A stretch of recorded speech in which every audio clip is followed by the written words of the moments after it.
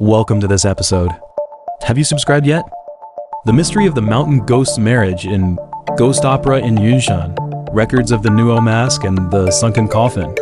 Chapter 10, the tomb keeper with no corpse in the coffin.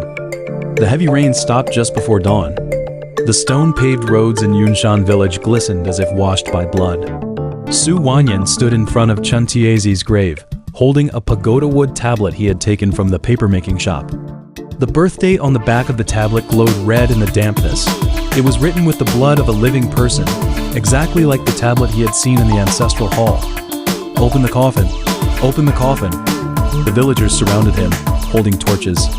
Lin Wanshan's blue shirt glimmered coldly in the firelight. Chen Chizi's death was strange.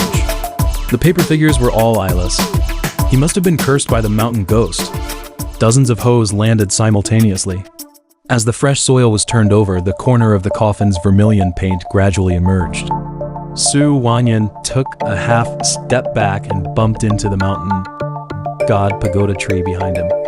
The human face pattern on the bark seemed to be laughing secretly, with a trace of undried red tree sap still hanging from the corner of its eye. The moment the coffin lid was pried open, a smell of rotten wood mixed with the fragrance of pagoda tree rushed towards them. Su Wanyan's pupils suddenly constricted. There was no corpse of Chen Xiaozi in the coffin, only a pagoda wood board engraved with his birth date.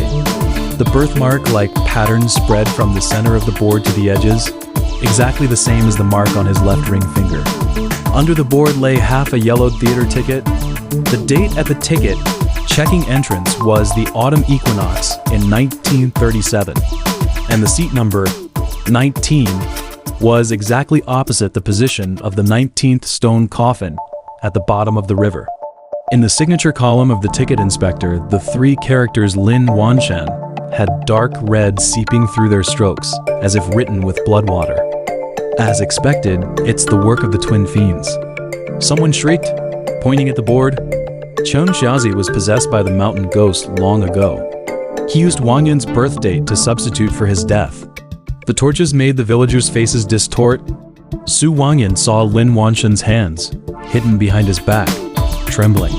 From the eye sockets of the Nuo opera mask embroidered on his cuff, pagoda tree sawdust, the same as that on the board, was oozing out. He suddenly remembered the paper figure that Chen Xiaozi had stuffed into his hand before his death, eyeless, wearing a red wedding dress, with a silver bracelet pinned to its chest.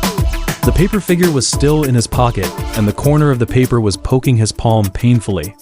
And the torn page of the theater ticket at the bottom of the coffin exactly matched the pattern on the cuff of the paper figure. Wait, Su Wanyan pressed on the edge of the coffin. The birthmark on the board suddenly emitted a faint light. Chen Chiazi's coffin is 3 inches shorter than an ordinary one. All eyes focused on the coffin. Where the vermilion paint had peeled off, inner engravings were revealed. They were densely packed Nuo opera drum scores. Each symbol corresponded to the course of the river God's vein. In the very center was engraved 2 overlapping coffin shapes, with his birthmark embedded in the middle.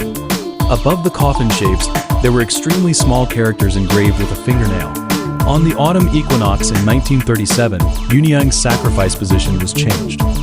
A sobbing sound came from the crowd. Kui's mother suddenly rushed towards the coffin. Old Chen said that the coffin of each human pillar should be 3 inches shorter so that the soul won't drift away. ... double quotes. Her fingers slid across the bottom of the coffin, picking up a smear of red sand, the red sand from the bottom of the river. But this red sand is clearly something only for the river God's sacrifice. Su Wanyan suddenly looked up and found that Lin Wanshan had somehow retreated to the foot of the mountain god pagoda tree. The pagoda tree root-shaped scar on the back of his neck was particularly clear in the firelight. He remembered the note Jiayin Chen Tizi's drum score, which had drawn the same scar with Luo Men Broken Finger Oath written beside it. At this moment, the pagoda wood board in the coffin was oozing blood, gathering into a small character Wang at the bottom of the coffin. "Get out of the way!" The village doctor rushed forward and stabbed the board with a silver needle. "This is a life-borrowing curse." Chen Xiaozi used his own lifespan to exchange for Wang Yan's life. The silver needle suddenly broke. The birthmark on the board actually wriggled as if alive, crawling along Su Wanyan's fingertips towards his arm. He jerked his hand back only to see a faint red mark emerging on the back of each villager's neck, corresponding one by one to the patterns on the board. Lin Wanshan suddenly started coughing. The bloodstain that bled through on his handkerchief actually formed the shape of a Nuo opera mask. The secret that Chen Qiazi kept for 30 years couldn't be hidden after all. He walked towards the coffin, and half a photo slipped from his cuff. A group photo of the Nuo opera troupe in 1937. Chen Qiazi, wearing an eye patch, stood at the end. The birthmark on his wrist was exactly the same as Su Wanyan's. Back then, he blocked the mountain god curse for the human pillar. Now the curse mark has transferred to you. Su Wanyan stared at the photo and found that the heel of Chen Qiazi's shoe was stained with the red sand from the bottom of the river, and his own shoe sole was stepping on the same red sand at this moment. The pagoda wood board in the coffin clicked and split open, revealing yellowed paper pages in the interlayer. It was Chen Qiazi's handwriting. When Xunyang was laid in the coffin in 1993, one stone coffin was missing at the bottom of the river. The 20th coffin, which should have contained Wang Yin. The crowd suddenly became restless. Someone accidentally knocked over the coffin, and the torn page of the theater ticket fluttered to the ground. The ink on the back became visible in the water stain. When the twin fiends return, the 1,000 hands will open their eyes. Su Wanyan suddenly remembered what his mother had written in her diary. His gaze fell on Lin Wanshan's blue shirt. The 19 stone coffins embroidered on the collar were exactly in the arrangement order at the bottom of the river, and the position of the 20th stone coffin was empty. It was reserved for him. "Bury it," Lin Wanshan said as he turned around. Half a Nuo opera mask fell from his sleeve. The human tooth stuck in the eye socket was exactly the wisdom tooth that Su Wanyan had lost the previous night.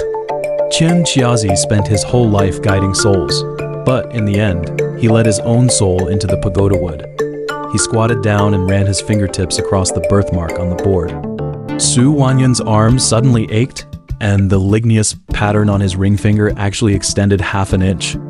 When the coffin was buried again, Su Wanyan noticed that the paper streamer on the grave was fluttering without wind.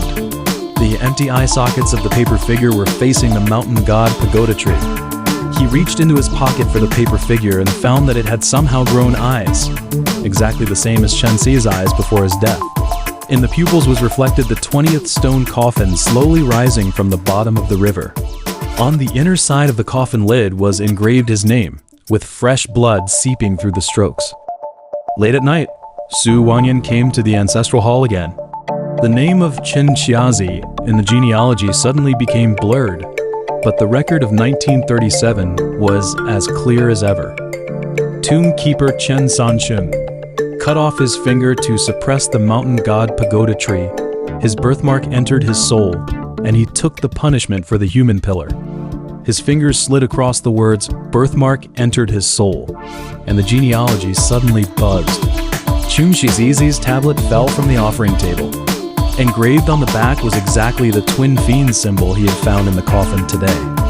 Outside the window, a crackling sound came from the mountain god pagoda tree, as if the inside of the trunk was breaking.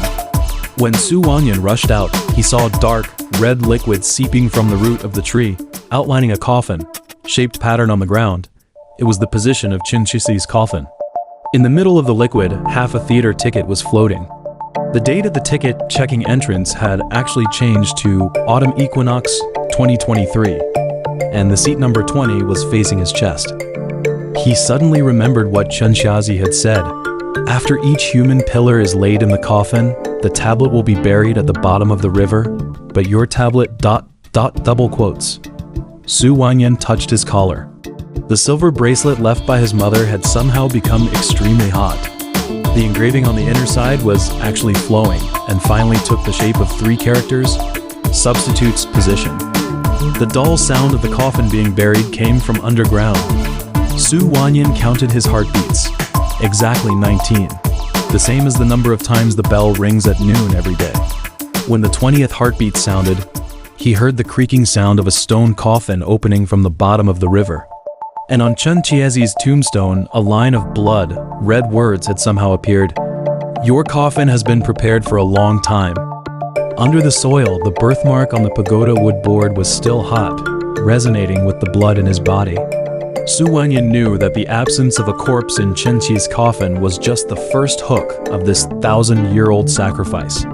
When the 20th stone coffin was completely revealed, his reflection was already lying on the red sand at the bottom of the river, and on the inner side of the coffin lid, the scene of his death tomorrow was slowly emerging.